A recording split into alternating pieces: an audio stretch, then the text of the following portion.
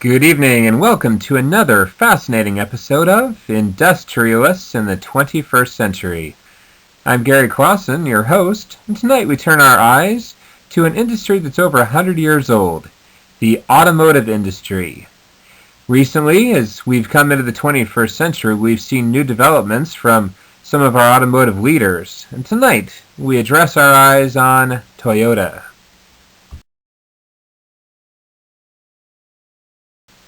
Toyota has come under the spotlight of our program this evening in the way that they have not only survived, but actually thrived in the 21st century in its new conditions.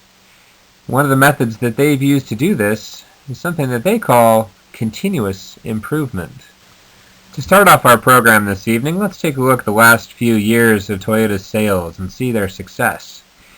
We see that truthfully, Toyota still is in top gear. This is from their own source, their own interior marketing team, and they've released that the Japanese company of Toyota still sold a record number of vehicles last year in 2013 to retain its position as the world's top-selling car maker.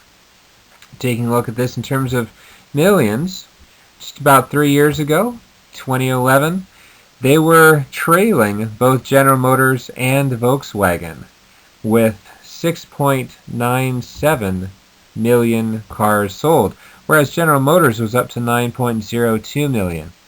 Well, they cleared that difference and surpassed General Motors in 2012 with the record of 9.74 million cars sold to 9.2 million sold by General Motors. And then in 2013, Toyota outranked itself even with 9.98 million cars sold to General Motors' 9.7 million cars sold. Now, Toyota's detractors and opponents may say that their recent success has little to do with anything that comes in the way of best practices, nothing more than a fluke. But I would argue that it comes down to two primary principles of Toyota Corporation. One is the respect for people, and the other, quality drive towards systems and continuous improvement. As far as the people go, one aspect is respect for the customer, for stakeholders, mutual trust and mutual responsibility, sincere communication with the public, and very core internally through their teamwork. They say that stimulate personal and professional growth, share the opportunities of development, and maximize individual and team performance. Their commitment is to educate and development. They respect the individual. They realize the consolidated power of a team. And the other element of it is the continuous improvement. They challenge themselves. They strive toward Kaizen, the Japanese philosophy of continuous improvement, and Genchi Genbutsu, also an element of continuous improvement. One of the most central philosophies of Toyota's continuous improvement is Kaizen.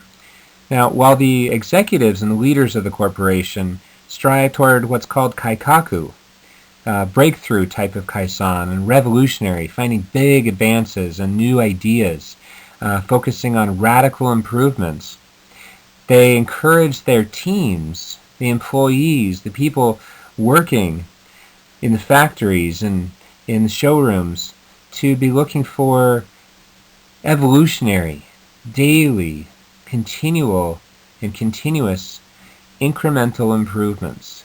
Things that they can do to improve their daily work, their daily production, and be able to work together on that as a team. There are several vital elements that go into the success of Toyota creating a team-based daily Kaizen culture. Part of it's their leadership, their stability, their long-lasting ability, and the ability for management to be visual also, and for the employees to see and know their leaders. Another major aspect of it is the leadership allowing their employees to have ownership over their responsibilities, to be able to have control over the things that they're working on, and give appreciation for those successes and improvements that come along the way. They're a team, and they co-create together. They have follow-up ideas, and it becomes daily. For Toyota, continuous improvement involves a 4-step process and a cycle. It starts with the assessment, seeing what's going on with the situation, analyzing it, then going to the step of planning and designing a solution. Third, they'll implement that solution. Seeing it happening, they'll evaluate, analyzing what's going on, seeing if there are ways to improve the process. And then that cycle starts over. They'll reassess. They'll see if there are improvements that can be made on that process. These steps and this philosophy has brought Toyota an extreme amount of success over the last few years, bringing them to be the #1 manufacturer and seller of automobiles.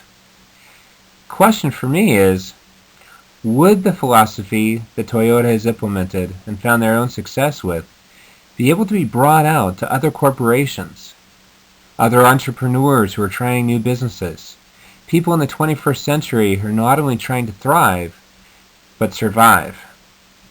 Definitely further research is needed.